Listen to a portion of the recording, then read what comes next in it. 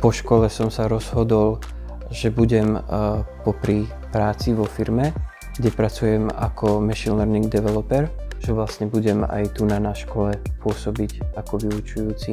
Učím predmet neurónové siete.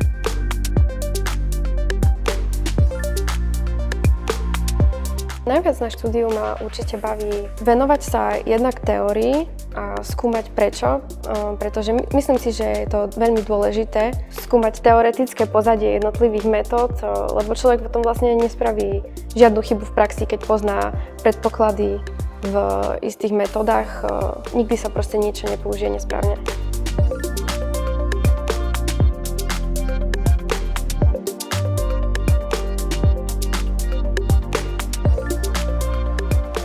Štúdium informatiky by som odporúčila hlavne tým, ktorým nie je cudzia matematika, avšak nemusíte sa aj bať a taktiež je tu možnosť prepojenia s rôznymi inými predmetmi, ako napríklad geoinformatika alebo medicínska informatika.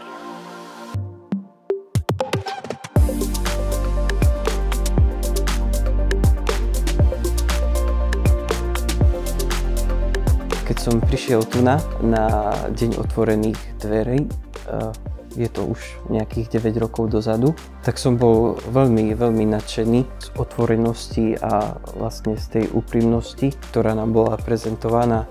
Všetci ľudia boli naozaj veľmi otvorení a tu som to tak pocítil, že vlastne to, čo by som robil, bolo by kreatívne. Hej. Pre mňa je tá kreativita veľmi dôležitá, keďže som umelec.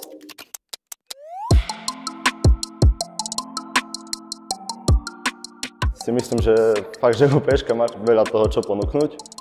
A mňa najviac baví asi Pascal a to je vlastne programovanie.